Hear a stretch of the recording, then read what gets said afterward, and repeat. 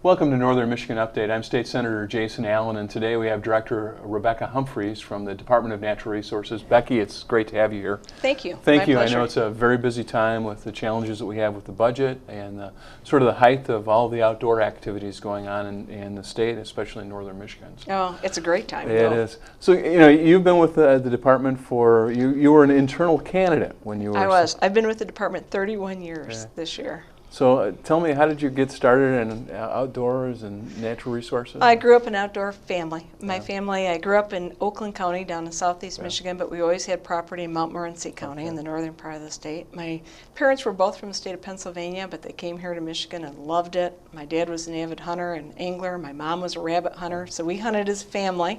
Both in the southern part of the state and the northern part of the state. And I grew up, misspent youth in the woods and streams, and grew up hunting and fishing, and our family didn't do a lot of camping, but I got heavily into camping as I got older. Now, were you a backpacker or hiker or I kind of evolved over time. I started off with the, backpacker, minimalist, the hardcore type activities, and as you get kids, we became tailgate campers, where you stayed pretty close to your transportation route. And then as we've gotten older and stuff, we actually wound up using a camper, and I've done all of it, and I'd like to go back now that the kids are grown. I can actually go back to more than minimalist, and so I'd like to get back into some of that. Yeah, I know. My folks are just rehabbing their 1962 Airstream, and so they've got that out on.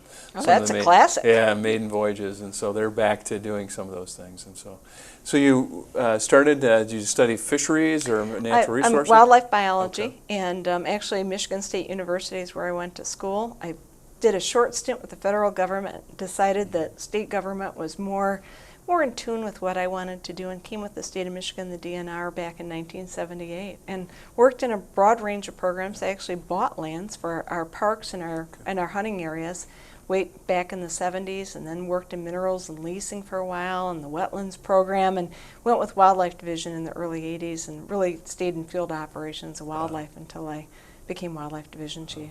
So you've got a very diverse background, and I think for our watchers and participants of the show, I don't think they really understand the breadth of the Department of Natural Resources. And I think they sort of get pigeonholed into hunting and fishing or into camping.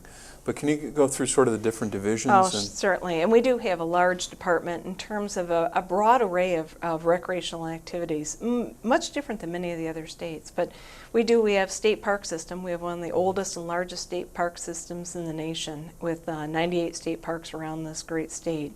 And we do everything from day use activities and programming to bring people in our parks to our camping program. But really, our state park system here in Michigan was designed much like our national park system was. It was very special places that we bought and maintained for public ownership, and then we developed infrastructure, campgrounds, day use areas to let people go in and enjoy those areas. Okay. And so it's been challenging in terms of our economy and how we maintain that infrastructure, but a beautiful part of Michigan. Our fisheries in this state are tremendous. I mean, between our Great Lakes and our stream systems, we have over 11,000 inland lakes. We have more blue ribbon trout stream than any other state in the Midwestern part of the United States. We have more freshwater shoreline than other states do, so we are just truly blessed. Our fisheries programs here in the state of Michigan are astounding. Everything from our cold water fisheries that is tremendous to our warm water fisheries. But I went out on the Asabo for the first time. Oh, did you? Oh, it's awesome, isn't it? I was just impressed. I had no idea. Well, we have people flying from around the world to fish some of those blue water trout streams. And like you, I got a chance to fish the Asabo this spring, and it's just been trying to improve my fly fishing abilities. And I will say trying to improve, because they are not great yet. But exactly one of these days, I'm going to get there. I did catch a brook trout, actually a brook trout, and then it looked like a small river something another, and so we had a great time. But it is a bit of an art. Well, some of those areas have brown trout that, people that fish it on a regular basis know those fish by name, our catch and release areas. And tremendous, Yeah. tremendous resource. But So we have the fisheries, the camps, what else? we have wildlife, Okay. and that's where I've worked most of my career in the department. Everything from our managed waterfowl areas to our public hunting areas to, managing our abundant wildlife resources across the private lands as well as the public lands in the state. So that's a tremendous program and tremendous resource. And Okay. Michigan is always usually in the top 3 in terms of hunting license sales. Top 10 for fishing, usually about number 8. Wow. We have been the number 1 boating state in the country, along with Parks and Rec and our state parks. We have our harbors of refuge and our marinas, and we do a tremendous amount with both inland and Great Lakes boating in this state, with public access sites and a number of our public waterways, as well as those lakes to provide that access to the river and lake systems that we have. We had been number 1 in boating. We slipped to number 2 a couple of years ago, and that's one of the things, we don't count some of the smaller boats that some of the other states do. So And I assume the economy's probably had a little bit to do with it that has had a also. little bit to do with it. Last year we had a really good boating year. It was up from prior years, and this year it slipped a little bit, so we're anxious to recover that. State forest.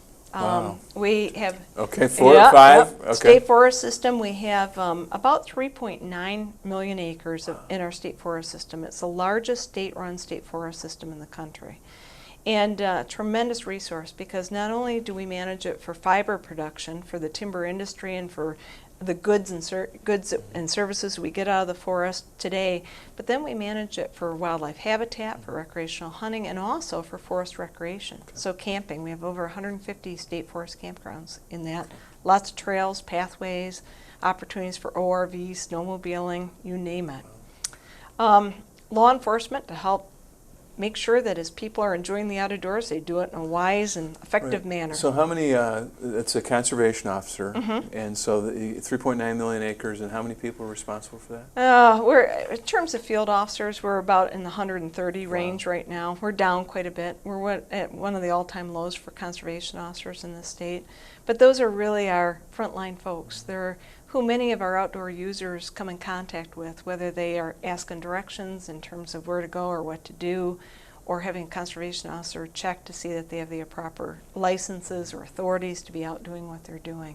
Tremendous resource in those folks. Yeah, we had an escort for a while on our snow machine trip. Yep. And it seemed, they were real troopers, and it was like minus 20 degrees when we left Pellston, and what a nice group of individuals. And I had no idea sort of the breadth of their responsibilities. And so Well, they was really amazed. are. I mean, they're in some pleasure novels that are written here in the state of Michigan. They call them the woods cops, and these folks really are. I mean, you have to really know to appreciate our conservation officers, because they live the job 24/7. They work out of their homes. They get calls at their homes on illegal activity, and they're the kind of folks who just love it.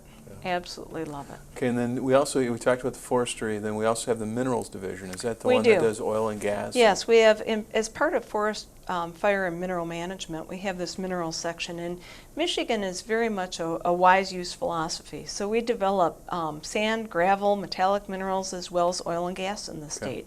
And the state of Michigan owns tremendous mineral resources. And we're very blessed in the fact that we can take those mineral resources and convert them into revenue, and then use those to reinvest in outdoor recreation. So one of the points I wanted to get to our listeners was all the oil and gas on the state lands. How is that divided up?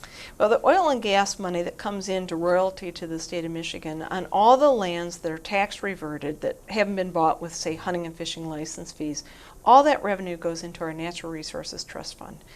Portion of it goes into the corpus of that trust so that we can grow that over time to make sure we have it for future generations. And that trust fund is like 50 million, 200 million? We're in the under 300 million. It's in how it's set up is when we hit 500 million, it will cap out, and the revenues from that, then at that point, the revenues will then go into the Park Improvement Fund, and we'll use it for our state park system.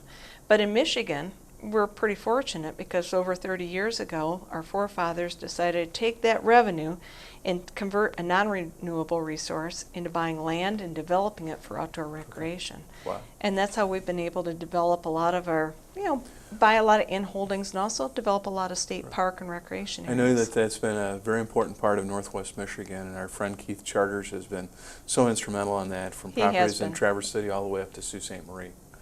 And so that is part of your governance. You have a Natural Resources Trust Fund Commission, and Yes, then we you have do. a commission.